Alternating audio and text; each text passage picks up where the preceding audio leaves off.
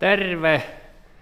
Se olisi sitten loppuyhteenveto Palaksin uudesta klapikoneesta. Tässähän kävi nyt silleen pikkasen surullisesti, että tuossa toissa päivänä tätä nauhoittaessa niin aamulla aloitin hommat ja huomasin, että halkaisuterä ei liiku kuin yhteen suuntaan ja se kone jäi sitten niin kuin lamaantui siihen ja sitä ollaan nyt huomenna tulos hakeen pois muutenkin, eli se nyt oli pikkasen lyhyemmän aikaa sitten mitä alun perin suunniteltiin ja jäi muutama video siitä sitten kuvaamatta, mutta mä kerkesin tällä tekemään semmosen mitähän mä sanoisin 200 heittokuutioa about puuta, niin kyllä tässä nyt silleen aika hyvä tuntuma ehti tulla tähän koneeseen, että tietää vähän kertoo, että mikä on niinku hyvää ja huonoa tässä koneessa. Elikkä jos lähdetään nyt siitä liikenteeseen, että mikä tässä on niinku hyvää tässä koneessa, ja nyt täytyy pitää siis mielessä, että mä vertaan tätä nyt tohon vanhaan koneeseen, eli 750, joka mulla on nyt ollut 5 vuotta. Eli ihan niitä ekoja 750, mitä tuli. Niin tässä on oikeastaan tässä ei ole mitään huonompaa kuin siinä. Eli tämä halkaisukouru on esimerkiksi erilainen ja tämä takavaste on paljon tukevampi. Tämä kouru on nyt, mä en tiedä tarkkaan miten tämä on muotoiltu erikseen, mutta tämä on esimerkiksi ihan, täällä ei ole semmoista tasasta kohtaa enää täällä pohjalla. Ja se taitaa olla itse asiassa toi pohjakin pikkasen eri kohdassa suhteessa tähän hihnaan, mä luulen. Niin toimii paremmin. Vähemmän tipahtaa puuvinoa. Ja tää peräpää on itse asiassa kanssa, se puu halkee ihan eri lailla tässä kuin siinä vanhassa koneessa. Varmaan, jos et ole kattonut niitä edellisiä videoita, niin käypä kurkkaamassa, niin näkee, että mistä mä puhun, mutta niin kun, se on selvä parannus. Sitten on tää poistokuljettimen ohjausvipu, eli pakitus vapaa, tai siis pysähdyksissä, ja tossa se on päällä, tosta saa nopeutta säädettyä. Tää on tosi iso parannus. Ja sittenhän tullaan tähän itse asian pihviin, eli tähän smartti-varustetason koneeseen, missä on siis syötön avustin ja toi X-aim, eli automaattinen halkaisuterän korkeussäätö ja semmoset, niin jokaisella tietysti on oma mielipiteensä jokaisesta koneesta ja jokainen tykkää vähän erilaisista koneista. Tuossa oli hyvät keskustelut tehtaan edustajien kanssa, semmonen debriefingi. Vähän kyseli, että mitä tykkäsi tästä koneesta ja mä niille kerroin aika tarkastikin. Mä en tässä nyt ehkä mene ihan jokaiseen yksityiskohtaan. Mutta niin kun, mä olin aika skeptinen tämän koneen suhteen ennen kuin tää tuli mulle, että kuinkahan tää mahtaa oikeasti toimia. Voidaan tossa tehdä pieni kierros. Elikkä täällä on, näkyy vähän mitä tää kone on syönyt. Elikkä tässä on yksi sähkökeskus. Täällä on EKU, eli aivopurkki niin sanottu. Sittenhän täällä on venttiilejä, jos jonkinnäköistä. Olikohan tää muistaakseni halkaisuventtiili. Noista ei ole mitään hajua, mitä ne tekee. No sitten mennään tänne.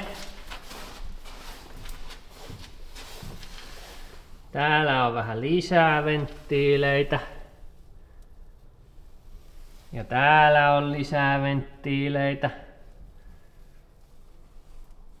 Tää oli se halkaisuterän korkeussäätöventtiili, tämä tässä. Ja jostain syystä siinä lakkas toiselle kelalle tulemasta sähkö kokonaan. Ja se nyt korjaantui silleen, että Eku ja toi näyttö vaihdettiin. No tossa on toi öljynlauhdutin, unohtu sanoa. Se on lisävaruste. Sitä ei kyllä Suomessa tarvitse, ellei tee kesäkuumalla täysiä puita. Joo, eli kone on nyt testattu ja se toimii taas, mutta tää on menossa seuraavaan paikkaan nyt sitten. Olikohan nyt viikonloppuna sitten parin päivän päästä menossa seuraavaan työnäytökseen ja se lähtee sitten tältä tontilta menee. Mutta tosiaan, jos palataan tähän sähkökäyttöön, niin siis lyhykäisyydessään tää on äärimmäisen helppo käyttää. Ja toimii varsin hyvin kyllä, että täällä on tää nappi, pidetään pohjassa, niin katkaisu ja päästetään, niin sitten terä lähtee nousee ja toi halkaisuliike lähtee sitten, kun terä on lähtenyt anturilta pois niin sanotusti. Niin. Toimi kyllä niin kuin yllättävän hyvin, että jäi niin kuin kyllä positiivinen maku koneesta. Että tää on niin kuin kaikin puolin melkein vähän niin kuin paranneltu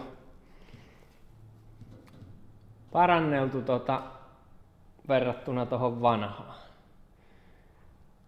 Että ainut mitä mä toivoisin, ja jos olisi semmonen mahdollisuus, että tää tulisi tommosilla samanlaisilla hydraulikahvoilla kuin toi vanha kone. Eli tähän viereen kun sais halkaisuterän korkeussäätö vivulle oman vivun sille korkeussäädölle, mitä pystyisi sitten itse säätämään. Nythän se on näissä napeissa. Ja mun täytyy sanoa, että mä en kyllä tykännyt näistä napeista kyllä yhtään.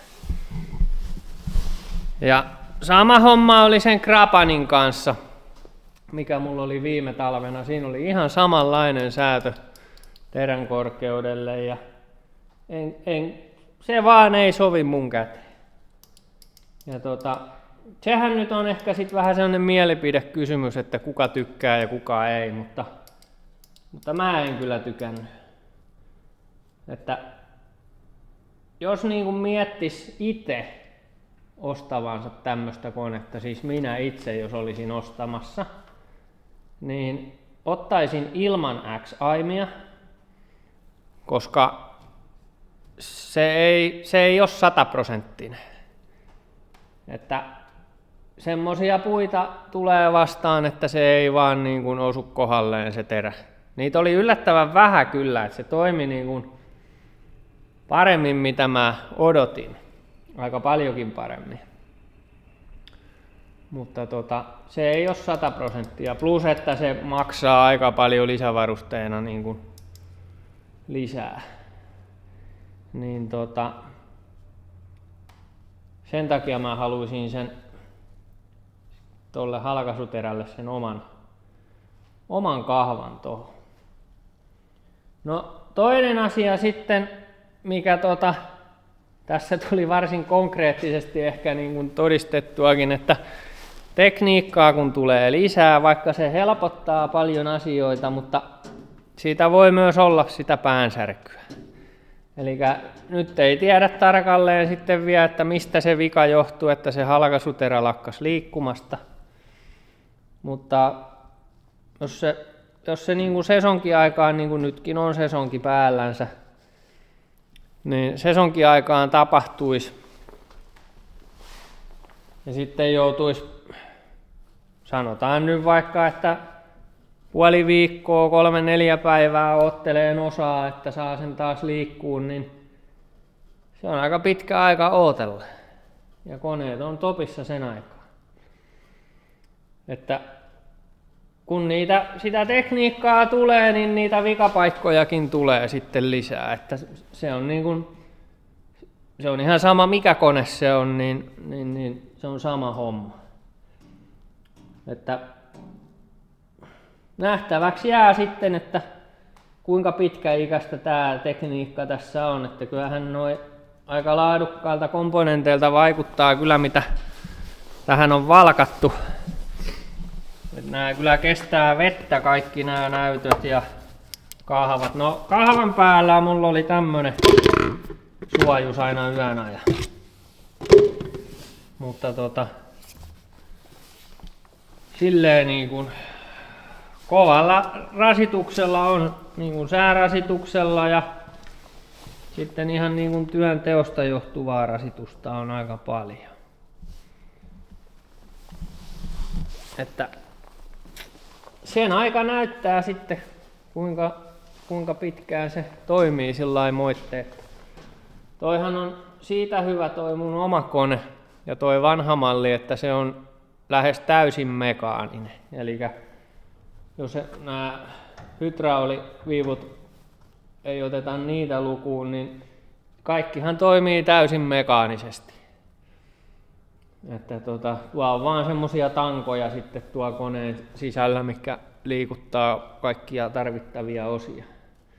Ja jos ne hajoaa, niin ne on aika helppo korjata, jos vaan hitsi pysyy kädessä tai muuten työkalut pysyy kädessä, niin on aika yksinkertaista kyllä vaihtaa tai korjata sitten sitä konetta. Joo. Kauheasti mä en nyt päässyt puoli-iskua testaamaan.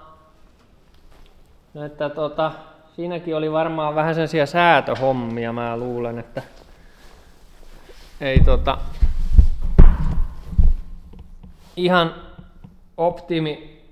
optimisäädöille saanut sitä, että siinä tuli vähän sitä vinosyöttöongelmaa sitten, että se puu tipahti joko siihen edellisen päälle tai sitten ne nousi pystyyn siellä halkaisukourussa.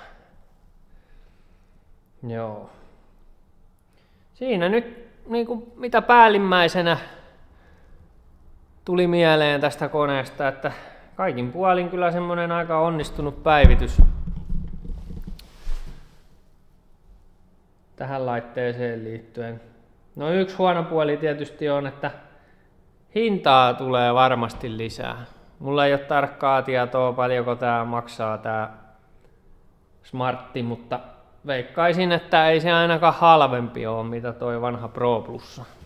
Että on siinä niin paljon enemmän näitä kaikkia komponentteja, että kyllä varmasti on hintaakin tullut lisää.